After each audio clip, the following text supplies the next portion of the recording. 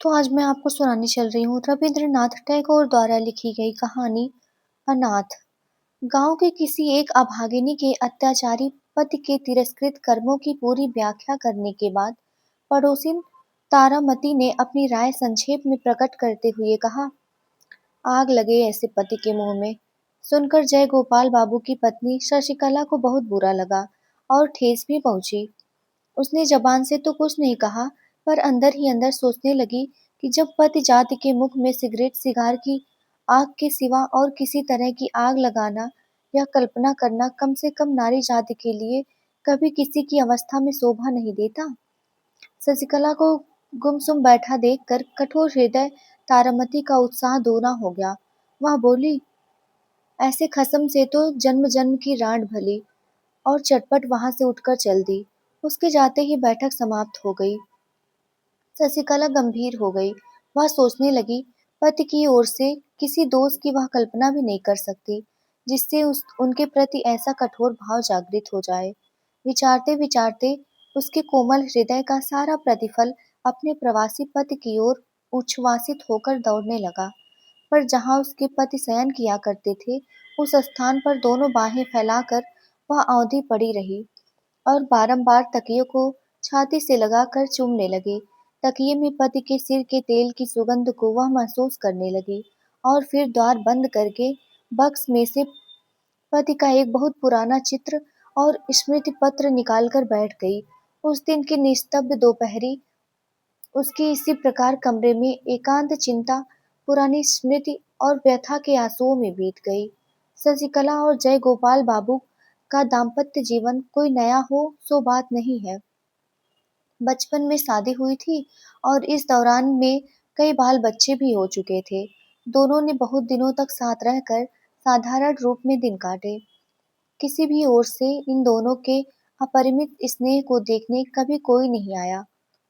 लगभग 16 वर्ष की लंबी अवधि बिताने के बाद उसके पति को महज काम धंधा ढूंढने के लिए अचानक परदेश जाना पड़ा और विच्छेद ने शशि के मन में एक प्रकार का प्रेम का तूफान खड़ा कर दिया।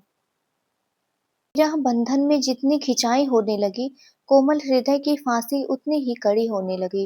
इस ढीली अवस्था में जब उसका अस्तित्व भी मालूम नहीं पड़ा, तब उसकी पीड़ा अंदर से टीसे मारने लगी।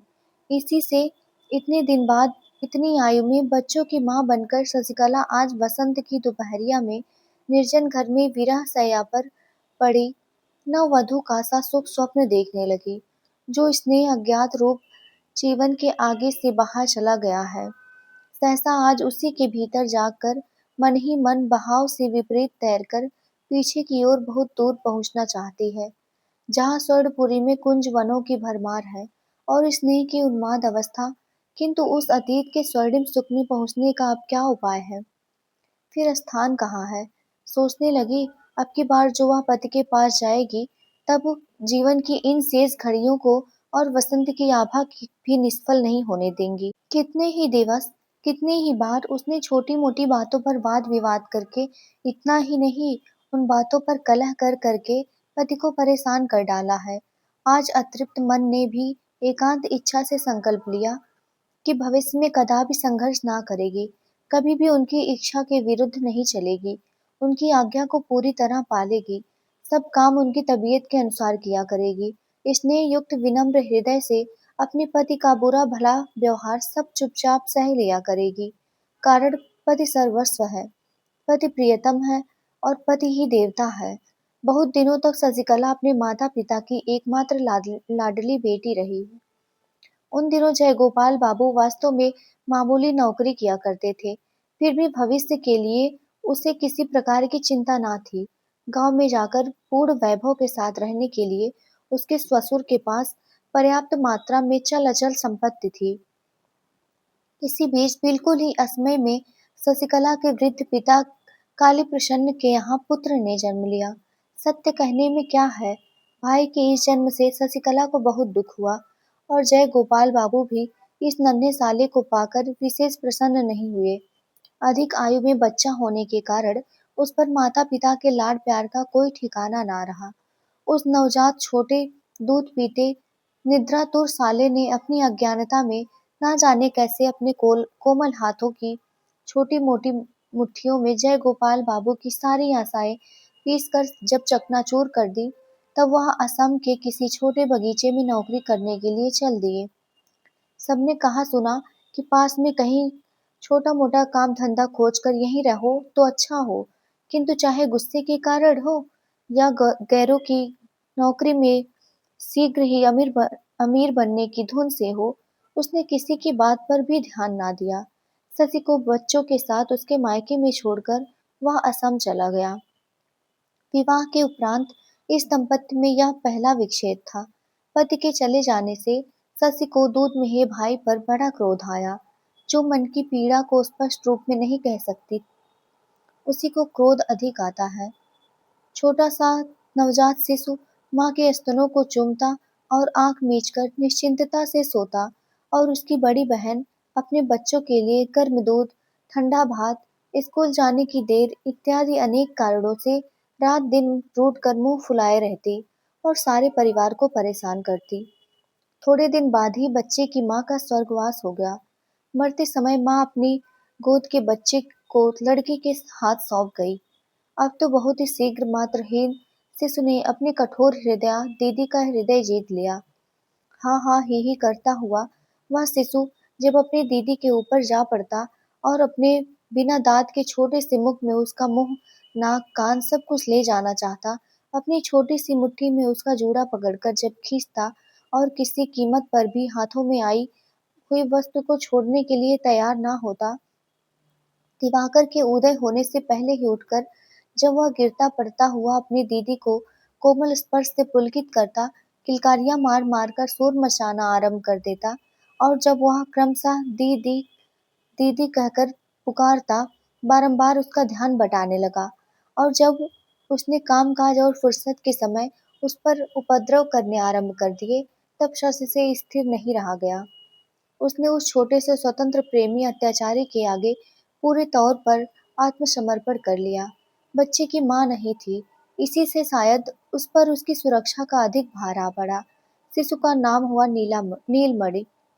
जब वह 2 वर्ष का हुआ, तब उसके पिता असाध्य रोगी हो गए। बहुत ही शीघ्र चले आने के लिए जय गोपाल बाबू को लिखा गया। जय गोपाल बाबू जब मुश्किल से उस सूचना को पाकर ससुराल पहुंचे, तब ससुर काली प्रसन्न मौत की घड़ियां गिन रहे थे। मरने से पूर्व काली प्रसन्न ने अपने एकमात्र नाबालिग पुत्र नीलमणि का सारा भार दामाद जय गोपाल बाबू पर छोड़ दिया और अपनी अचल संपत्ति का 1/4 भाग अपनी बेटी शशिकला के नाम कर दिया। इसलिए चल अचल संपत्ति की सुरक्षा के लिए जय गोपाल बाबू को असम की नौकरी छोड़कर ससुराल चले आना पड़ा। बहुत दिनों के उपरांत पति पत्नी में मिलन हुआ।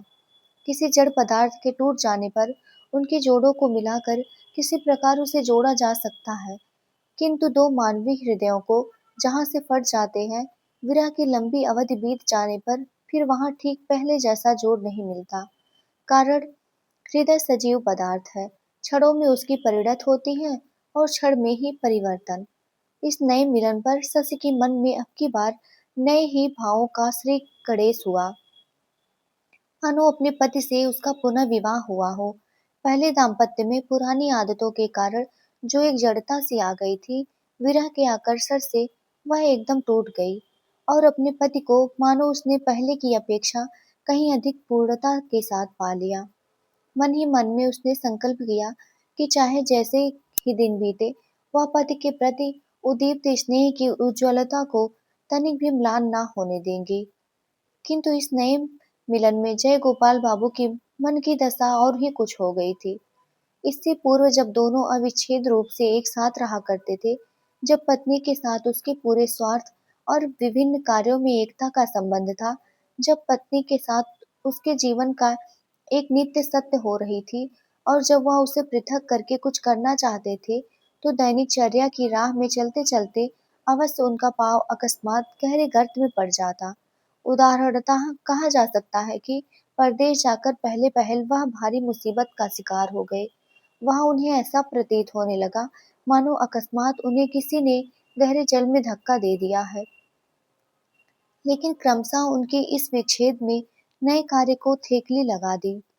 केवल इतना ही नहीं, अभी तो पहले जो उनके दिन व्यर्थ आलस्य में कट जाया करते थे, उधर 2 वर्ष से अपनी आर्थिक अवस्था सुधरने की कोशिश के रूप में उनके मन में एक प्रकार की जबरदस्त क्रांति का उदय हुआ। उनके मन में सम्मुख मालदार बनने की एक निष्ठा इच्छा के सिवा और कोई चीज नहीं थी।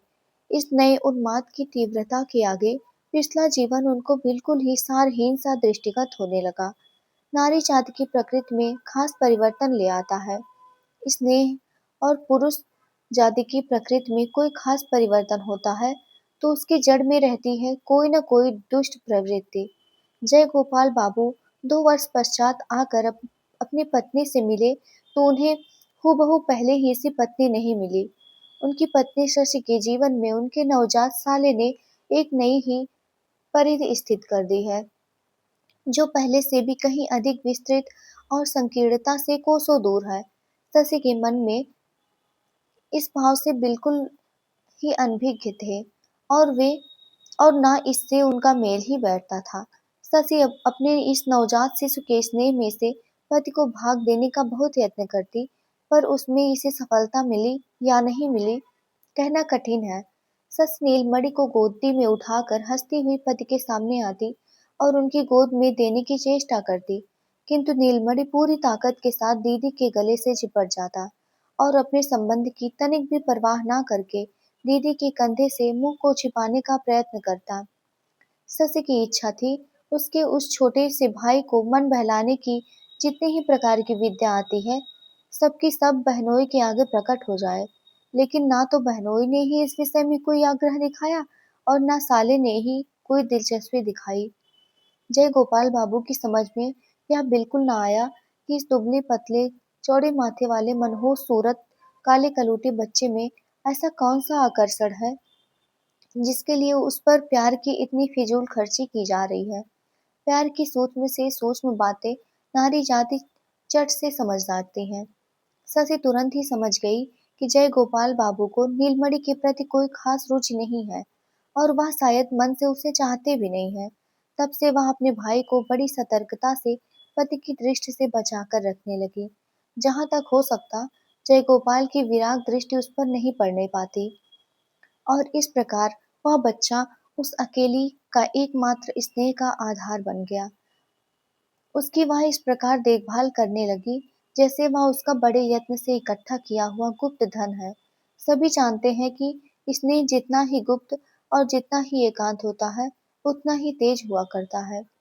नीलमणि जब कभी रोता तो जय गोपाल बाबू को बहुत ही झुंझलाहट आती, अतः शशि झट से उसे छाती से लगाकर खूब प्यार कर करके हंसाने का प्रयत्न करती।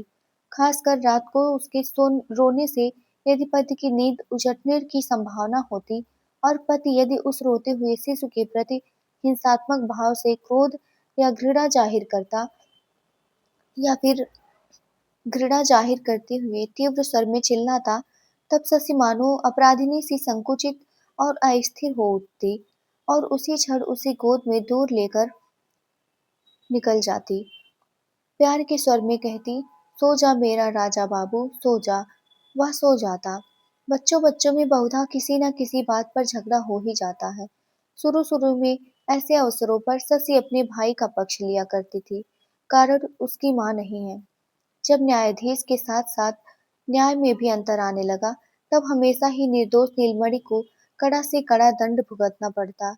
यह अन्याय शशि के हृदय में तीर के समान चुभ जाता और इसके लिए वह दंडित भाई को अलग ले जाकर उसे मिठाई देकर खिलौने देकर गाल चूम करके दिलासा देने का प्रयत्न किया करती। परिणाम यह देखने में आता है कि शशि नीलमणि को जितना ही अधिक चाहती, जय गोपाल बाबू उतना ही उस पर जलते भुनते रहते और वह जितना ही नीलमणि से घृणा करते, गुस्सा करते, शशि उतना ही अधिक उससे प्रेम करती। जय गोपाल बाबू उन इंसानों में से हैं जो कि अपनी पत्नी के साथ कठोर व्यवहार नहीं करते और शशि भी उन स्त्रियों में से है जो स्निग्ध स्नेह के साथ चुपचाप पति की बराबर सेवा किया करती है। किंतु अब केवल नीलमणि को लेकर अंदर ही अंदर एक गुठली सी पकने लगी जो उस दंपत्ति के लिए व्यथा दे रही है। इस प्रकार के नीरव द्वंद्व का गोपनीय आघात प्रतिघात प्रकट संघर्ष की अपेक्षा कहीं अधिक कष्टदायक होता है। यह बात उन समवयस्कों से छिपाना कठिन है जो कि विवाहित दुनिया की सैर कर चुके हैं। नीलमणि की सारी देह में केवल सिर ही सबसे बड़ा था। देखने में ऐसा प्रतीत होता जैसे विधाता ने एक खोखले पतले बांस में फूंक मार मार कर ऊपर के हिस्से पर एक हड्डियां बना दी है। डॉक्टर भी अक्सर भय प्रकट करते हुए कहा करते कि लड़का उस ढांचे के समान ही निकम्मा साबित हो सकता है। बहुत दिनों तक उसे बात करना और चलना नहीं आया। उसके उदासीन गंभीर चेहरे को देखकर ऐसा प्रतीत होता कि उसके माता पिता अपनी वृद्धावस्था की सारी चिंताओं का भार इसी नन्हे से बच्चे के माथे पर लाद गए हैं।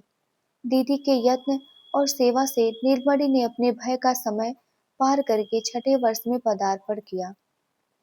कार्तिक में भैया दूज के दिन सस ने नीलमणि को नए नए बढ़िया वस्त्र पहनाए, खूब सज धज के साथ बाबू बनाया और उसके विशाल माथे पर टीका करने के लिए थाली सजाई। भैया को पटरे पर बैठाकर अंगूठे में रोली लगाकर टीका लगा ही रही थी कि इतने में ही पूर्वोक्त मुंहफट पड़ोसिन तारा आ पहुंची और आने के साथ ही बात में शशि के साथ संघर्ष आरंभ कर दिया। वह कहने लगी, हाय हाय, छिपे छिपे भैया का सत्यानाश करके ठाट बाट से लोक दिखाऊ टीका करने से क्या फायदा। सुनकर शशि पर एक साथ आश्चर्य, क्रोध और वेदना की दामिनी सी टूट पड़ी।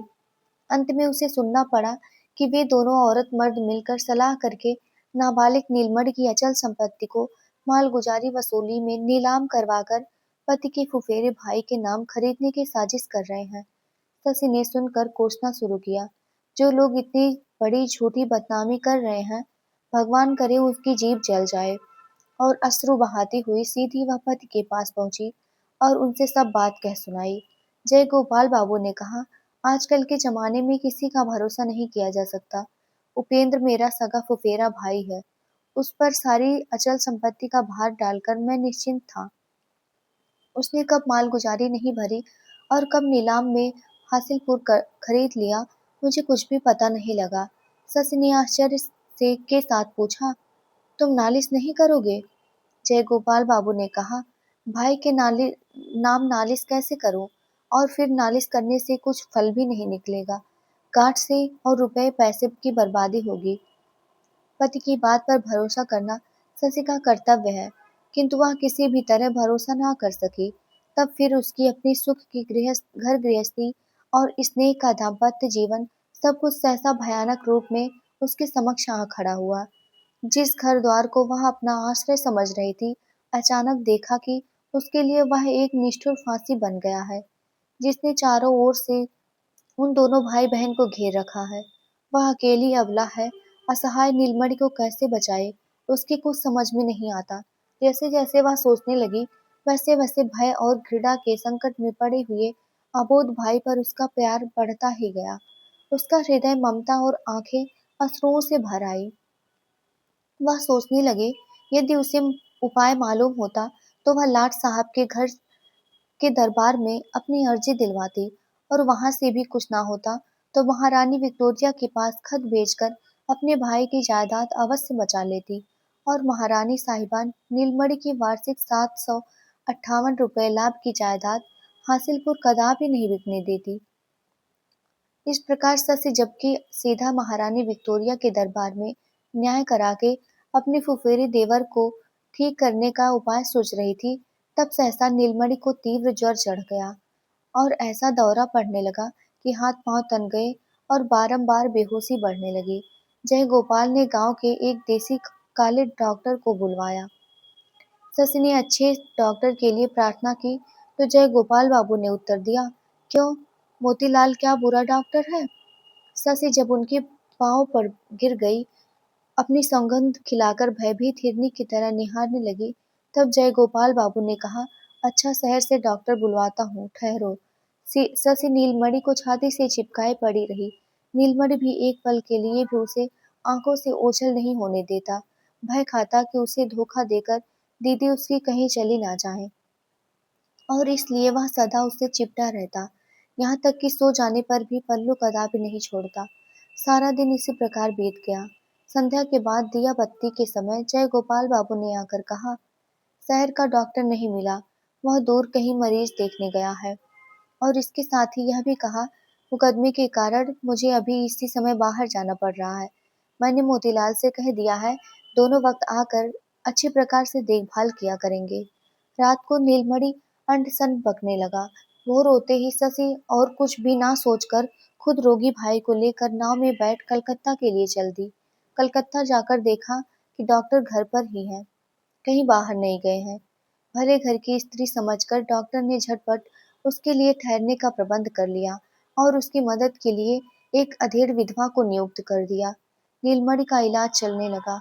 दूसरे ही दिन जयगोपाल बाबू भी कलकत्ता कलकत्ता आ धमके। मारे गुस्से के आग बबूला होकर उसने शशि को तत्काल ही घर लौटने का हुक्म दिया। शशि ने कहा, मुझे यदि तुम काट भी डालो तब भी मैं अभी घर नहीं लौटने लग वाली। तुम सब मिलकर मेरे नीलमणि को मार डालना चाहते हो।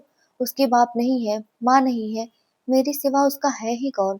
मैं उसे बचाऊंगी, बचाऊंगी, अवश्य बचाऊंगी। जय गोपाल बाबू भावावेश में आकर बोले, तो तुम यहीं रहो, मेरे घर पर कदापि मत आना। शशि ने उसी क्षण तपाक से कहा, तुम्हारा घर कहाँ से आया? घर तो मेरे भाई का है। जय गोपाल बाबू बोले, अच्छा, देखा जाएगा। कुछ दिनों तक इस घटना को लेकर मोहल्ले के लोगों में चुहलबाजियां चलती रही, अनेक वाद विवाद होते रहे। तब पड़ोसिन तारा ने कहा, अरे खसम के साथ लड़ना ही हो तो घर पर रहकर लड़ो ना, जितना लड़ना हो। घर छोड़कर बाहर लड़ने झगड़ने की क्या जरूरत? कुछ भी हो, आखिर है तो अपना घरवाला ही। हाथ में जो कुछ जमा पूंजी थी सब खर्च करके, आभूषण आदि जो कुछ थे सब बेचकर किसी प्रकार शशि ने अपने नाबालिग भाई को मौत के मुंह से निकाल लिया। और तब उसे पता लगा कि दुआर गांव में उन लोगों की जो बड़ी भारी खेती की जमीन थी, उस पर उनकी पक्की हवेली भी थी, जिसकी वार्षिक आय लगभग 1.5 सहस्त्र थी। वह भी जमींदार के साथ मिलकर जय गोपाल बाबू ने अपने नाम करा ली है। अब सारी अचल संपत्ति उसके पति की है। भाई का उसमें कुछ भी हक नहीं रहा है। रोग से छुटकारा मिलने पर नीलमणि ने करुण स्वर में कहा, दीदी घर चलो। वहाँ अपने साथियों से खेलने के लिए उसका जी मचल रहा है। इसी से प्रेरित होकर वह बार बार कहने लगा, दीदी अपने उसी घर में चलो ना। सुनकर शशि रोने लगी। बोली, हम लोगों का अब घर कहाँ है? लेकिन केवल रोने से ही फल क्या? अब दीदी के सिवा इस दुनिया में उसके भाई का है ही कौन? यह सोचकर शशि ने आंखें पोंछ डाली और साहस बटोरकर डिप्टी मजिस्ट्रेट तारड़ी बाबू के घर जाकर उसकी पत्नी की शरण ले। मजिस्ट्रेट साहब जयगोपाल बाबू को भली भांति जानते थे। भले घर की बहू बेटी घर से निकलकर जमीन जायदाद के लिए पति से झगड़ना चाहती है, इस पर वे शशि पर गुस्सा हुए। उसे बातों से फुसलाए रखकर उसी समय उन्होंने जय गोपाल बाबू को पत्र लिखा। जय गोपाल बाबू साले सहित शशि को जबरदस्ती नाव पर बैठा कर गांव ले गया। इस दंपत्ति का द्वितीय विच्छेद के बाद फिर वह द्वितीय मिलन हुआ। जन्म जन्म का साथ सृष्टिकर्ता का विधान जो ठहरा। बहुत दिनों बाद घर लौटकर पुराने साथियों को पाकर नीलमणि बहुत खुश हुआ, आनंद पूर्वक घूमने फिरने लगा। उसकी निश्चिंत खुशी को देखकर भीतर ही भीतर शशि की छाती फटने लगी। शरद ऋतु आई। मजिस्ट्रेट साहब गांव में छानबीन करने दौरे पर निकले और शिकार करने के लिए जंगल से सटे हुए एक गांव के तंबू तनाए। गांव के मार्ग में साहब के साथ नीलमणि की भेंट हुई। उसके साथी सभी साथी साहब को देखकर दूर हट गए। निरीक्षण करता रहा। ना जाने साहब को उससे कुछ दिलचस्पी हुई। उसने पास बुलाकर पूछा, तुम स्कूल में पढ़ते हो? बालक ने चुपचाप खड़े रहकर सिर हिला दिया। हाँ। साहब ने पूछा, कौन सी पुस्तक पढ़ते हो? नीलमणि पुस्तक शब्द का मतलब ना समझ सका, अतः साहब के मुंह की ओर देखता रहा। घर पहुंचकर नीलमणि ने साहब के साथ अपनी इस परिचय की बात खूब उत्साह के साथ दीदी को बताई। दोपहर को अचकन पजामा पगड़ी आदि बांधकर जयगोपाल बाबू साहब का अभिवादन करने के लिए पहुंचे। साहब उस समय तंबू के बाहर खुली छाया में कैंप मेज लगाए बैठे थे। सिपाही वगैरह की चारों ओर धूम मची हुई थी। उन्होंने जयगोपाल बाबू की चौकी पर बैठाकर गांव के हाल चाल पूछे। जयगोपाल बाबू सर्वसाधारण गांव वालों के सामने जो इस प्रकार बड़प्पन का स्थान घेरे बैठा है, इसके लिए वह मन ही मन फूला नहीं समा रहा है। उसके मन में बार बार यह विचार उठ रहे थे कि इस समय चक्रवर्ती और नंदी घराने का कोई आकर देख जाता तो कितना अच्छा होता। इतने में नीलमणि को साथ लिए अवगुंठन ताने एक स्त्री सीधी साहब के सामने आकर खड़ी हो गई। बोली, साहब आपके हाथ में मैं इस अनाथ भाई को सौंप रही हूँ, आप इसकी रक्षा कीजिए। साहब पूर्व परिचित गंभीर प्रकृति वाले बालक को देखकर उसके साथ वाली स्त्री को भले घर की बहू बेटी समझकर उसी क्षण उठ के खड़े हो गए। बोले, आप तंबू में आइए, मुझे जो कुछ कहना है वह यहीं कहूंगी। जयगोपाल बाबू का चेहरा फीका पड़ गया और घबराहट के मारे ऐसा हो गया मानो अंगारे पर अचानक उसका पांव पड़ गया हो। गांव के लोग तमाशा देखने के लिए खिसक खिसक कर पास आने की चेष्टा करने लगे। तभी साहब ने बेत उठाकर सबको भगा दिया। तब फिर शशिकला ने अपने अनाथ भाई का हाथ थामते हुए उस अनाथ बच्चे का सारा इतिहास शुरू से आखिर तक कह सुनाया। जयगोपाल बाबू ने बीच बीच में रुकावट डालने की चेष्टा की, पर साहब ने गरज कर उसे जहां का तहां बैठा दिया। चुप रहो, और बेत के संकेत से उसे चौकी से उठाकर सामने खड़ा होने का हुक्म दिया। जयगोपाल बाबू शशि को मन ही मन कोसता हुआ सामने खड़ा रहा और नीलमणि अपनी दीदी से बिल्कुल चिपट कर मुंह बनाए चुपचाप खड़ा सुनता रहा। शशि की बात सुन लेने पर साहब ने जयगोपाल बाबू से कई प्रश्न पूछे और उनका उत्तर पाकर बहुत देर तक चुप रहकर शशि को संबोधित करके बोले, बेटी, यह मामला मेरी कचहरी में नहीं चल सकता, पर तुम बेफिक्र रहो। इस विषय में मुझे जो कुछ करना होगा अवश्य करूंगा। तुम इस अनाथ भाई को लेकर बेधड़क घर जा सकती हो। शशि ने कहा, साहब, जब तक इस अनाथ को अपना मकान नहीं मिल सकता तब तक इसे लेकर घर जाने का साहस मैं नहीं कर सकती। अब यदि आप चाहें इसे अपने पास नहीं रखते और कोई भी इस अनाथ की रक्षा नहीं कर सकता। साहब ने पूछा, तुम कहाँ जाओगे? शशि ने उत्तर दिया, मैं अपने पति के घर लौट जाऊंगी, मेरी कुछ फिक्र नहीं है। साहब मुस्कुराया और ताबीज बंधे और दुबले पतले गंभीर स्वभाव वाले काले रंग के उस दुखी अनाथ बालक को अपने पास रखने को तैयार हो गया। इसके उपरांत शशि जब विदा होने लगी तब बालक ने उसकी धोती का छोर पकड़ लिया। साहब ने कहा, बेटा, तुम डरो मत, आओ मेरे पास आओ। अवगुंठन के भीतर अश्रुओं से झरना बहाते और पोंछते हुए अनाथ की दीदी ने कहा, मेरा राजा भैया है ना, जा जा साहब के पास जा, तेरी दीदी तुझसे फिर मिलेंगी। अच्छा, इतना कहकर उसने नीलमणि को उठा छाती से लगा लिया और माथे पर पीठ पर हाथ फेरकर किसी प्रकार उसके पतले हाथों से अपनी धोती का छोर छुड़ाया और बड़ी तेजी से वहां से चल दी। साहब ने तुरंत ही बाएं हाथ से उस अनाथ बालक को रोक लिया और बालक दीदी दीदी चिल्लाता हुआ जोर जोर से रोने लगा। शशि ने एक बार मुड़कर दूर से अपना दाहिना हाथ उठाकर अपनी ओर से उसे चुप होने के लिए सांत्वना दी और अपने टूक टूक हुए हृदय को लेकर और भी तेजी से आगे निकल गई। फिर बहुत दिनों तक उस पुरानी हवेली में पति पत्नी का मिलन हुआ। सृष्टिकर्ता का विधान जो ठहरा, लेकिन यह मिलन अधिक दिन तक ना रह सका। कारण इसके कुछ ही दिन बाद एक दिन भोर होते ही गांव वालों ने सुना कि रात को जयगोपाल बाबू की स्त्री हैजे से मर गई और रात ही को उसका अंतिम संस्कार हो गया। विदा के समय शशि अपने अनाथ भाई को वचन दे आई थी कि उसकी दीदी उससे फिर मिलेंगी। पता नहीं उस वचन को वह निभा सकी अथवा नहीं। तो ये थी कहानी। आशा करती हूँ आप लोगों को पसंद आई होगी। अगर पसंद आई हो तो मेरे चैनल को लाइक शेयर और सब्सक्राइब जरूर करिएगा और मेरे साथ जुड़े रहने के लिए नोटिफिकेशंस को ऑन रखिए। और आगे किस कहानी पर ऑडियो बुक बनाऊँ ये मुझे कमेंट में बता सकते हैं। धन्यवाद आप सभी को।